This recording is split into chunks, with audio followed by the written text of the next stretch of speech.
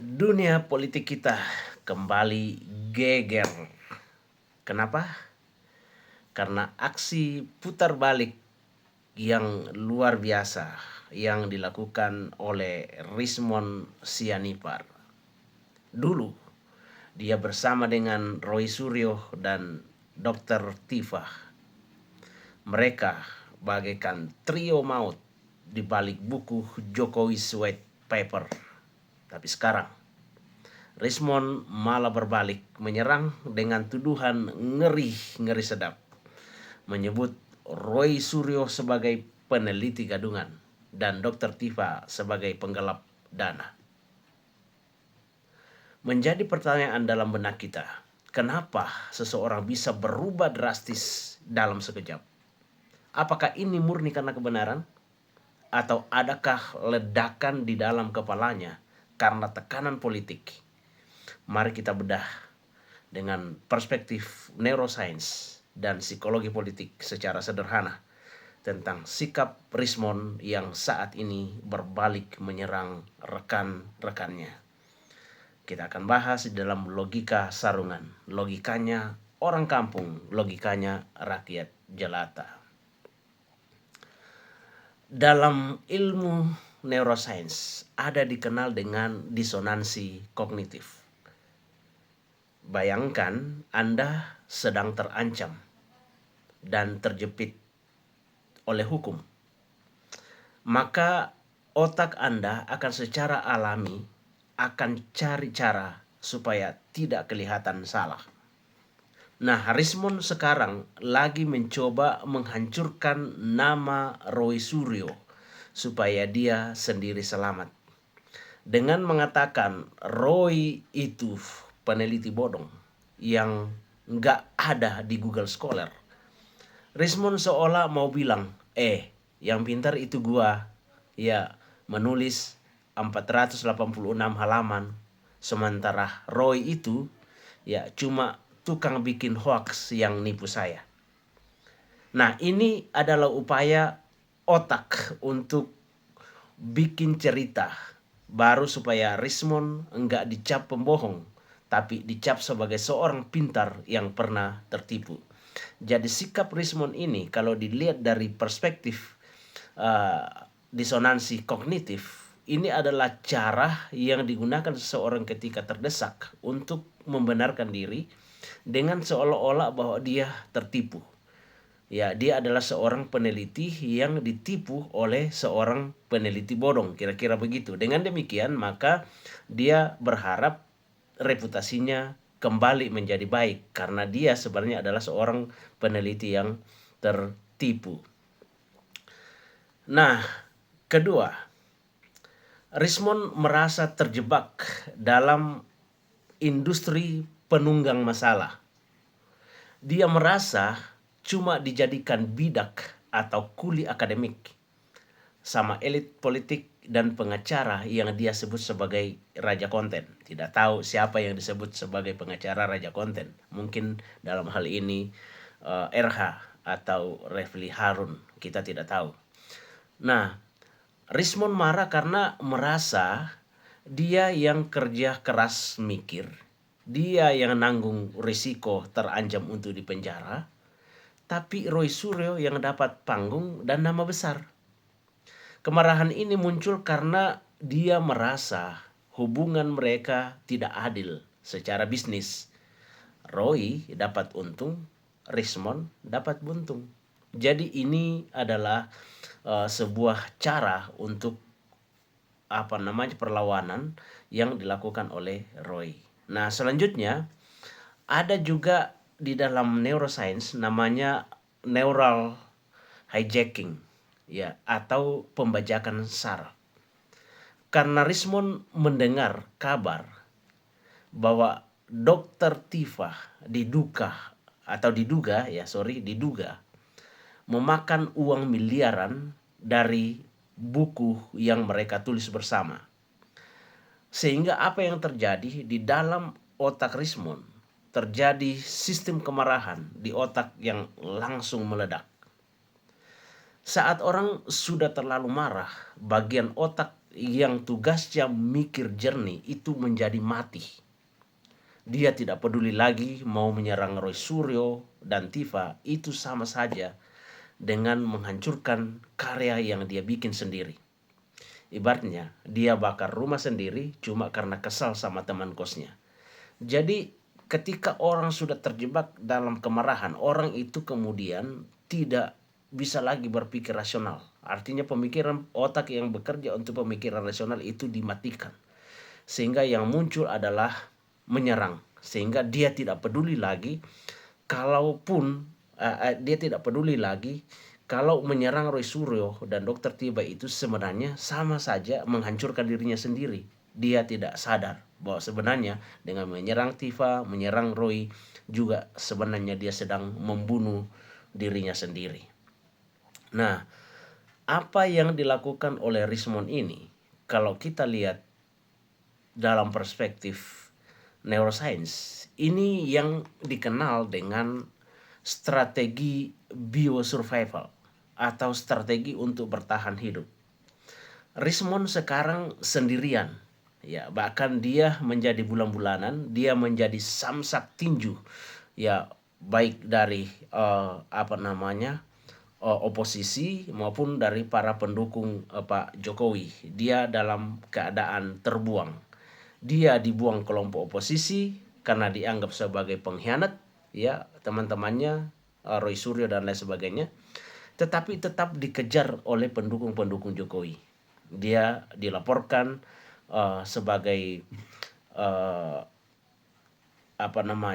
sebagai pelanggar hukum oleh karena hal-hal yang dilakukan selama ini, termasuk tentang kredibilitasnya sebagai seorang peneliti ataupun sebagai seorang dokter yang konon didapatkannya dari Yamaguchi, Jepang. Jadi saat ini Richmond dalam keadaan yang tertekan, walaupun di dalam videonya itu dia punya harapan bahwa sebentar lagi katanya P21 laporannya itu. Tapi itu yang terjadi, bahwa Richmond saat ini merasa sendirian dan ditinggalkan oleh orang dan dia harus bertahan hidup dalam keadaan sendiri. Karena itu dia mulai memakai bahasa-bahasa teknis yang rumit. Ya, misalnya metode ELA atau resolusi DPI. Tujuannya apa? Buat menunjukkan ke kelompok Pak Jokowi, ya, atau kelompok yang saat ini dianggap mengancam dia, bahwa dia adalah ilmuwan benaran. Dia adalah seorang yang benar-benar murni ilmuwan, bukan sebagai pemain politik.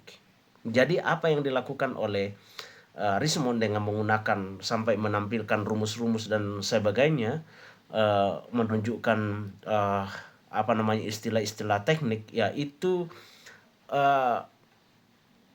ingin mengatakan kepada kelompok-kelompok yang mengancam dia, yaitu khususnya kelompoknya Pak Jokowi, bahwa dia adalah seorang ilmuwan sejati. Dia adalah seorang benar-benar ilmuwan, bukan sebagai main politik, bukan pemain politik. Dia pakai sains sebagai tameng supaya terbebas dari ancaman penjara. Jadi ini adalah murni biosurvival yang kemudian dilakukan oleh Richmond untuk menghindari jebakan masuk penjara. Nah, yang terakhir, Richmond sekarang lagi bermain yang namanya tebak-tebakan niat. Dia menuduh Roy Suryo cuma mau cari panggung buat pemilu 2029. Padahal dulu dia sendiri yang membenarkan semua ucapan Roy Suryo di pengadilan. Ya, dia dengan bersemangat, bahkan dalam berbagai macam kesempatan dia selalu membenarkan apa yang disampaikan oleh Roy Suryo dan juga mengiyakan bersama-sama dengan Roy Suryo ketika itu. Nah, ini membuktikan kalau bagi orang yang lagi tertekan, ya, kebenaran itu bisa berubah-ubah tergantung seberapa aman posisi mereka saat itu. Jadi ini adalah sebuah pengalaman bahwa ketika seseorang sedang tertekan, maka kebenaran itu bisa berubah-ubah. Tujuannya apa? Untuk menyelamatkan diri. Kemarin benar, sekarang salah. Itu tidak penting. Yang penting adalah selamat dulu. Ya, jadi Rismond sekarang sedang melakukan itu. Ya, jadi apa yang dilakukan Rismond yang terjadi begitu drastis perubahannya, itu menunjukkan bahwa ia sebenarnya sementara ada dalam tekanan. Dan ketika seseorang ada dalam tekanan, maka kebenaran itu bisa berubah-ubah. Demi apa? Untuk menyelamatkan diri. Tidak penting apakah kemarin benar, tetapi hari ini harus salah. Supaya apa? Harus supaya dia selamat. Jadi apa yang dapat kita simpulkan dari kondisi yang sedang dialami oleh Rismond atau sikap Rismond yang saat ini berbalik secara drastis untuk menyerang orang-orang yang dia dulu katakan bersama-sama bahwa dia berani mati untuk kebenaran itu. Dan dari sini kita dapat menyimpulkan bahwa apa yang dilakukan Rismond pada saat ini sebenarnya ya bukan menjatuhkan Roy Suryo, bukan menjatuhkan Dr. Tifa, tapi sebenarnya dia sedang membunuh diri karakternya sendiri. Demi apa? Supaya dia bisa bertahan hidup secara hukum. Dia bisa lepas dari jeratan-jeratan hukum. Nah, dia mau membuktikan kalau dia cuma korban manipulasi dari Roy Suryo dan teman-temannya. Tapi masalahnya adalah saat dia mencoba untuk menghancurkan teman duetnya dulu, ya otomatis kredibilitas buku dan ilmunya sendiri ikut hancur. Jadi buku yang dia tulis bersama-sama dengan Roy Suryo, dan dia juga dulu mengatakan bahwa dia yang menulis dari buku itu, dan dia pasti juga membaca apa yang ditulis oleh Roy Suryo pada saat itu. Seharusnya dulu kalau memang dia adalah seorang ilmuwan, dia akan melakukan kritik terhadap apa yang dilakukan oleh Roy Suryo terhadap tulisan Roy Suryo, bukan sekarang baru kemudian dia akan melakukan kritik. Itu sudah terlambat. Seharusnya kalau memang dia adalah seorang peneliti tulen, dia akan mengatakan, dia akan memverifikasi apa yang dilakukan oleh Roy Suryo atau tulisan Roy Suryo, dengan metode apa, dengan cara apa dia memperoleh data itu dan sebagainya. Bukan sekarang, itu sudah terlambat. Justru dengan mengatakan bahwa Roy Suryo salah dalam hal ini, Rismond sebenarnya sedang juga membunuh ya kredibilitasnya sendiri sebagai seorang ilmuwan. Jadi Rismond sekarang pada akhirnya ya jadi karung tinju politik yang tidak cuma dipukuli orang lain, tetapi dia malah memukuli dirinya sendiri.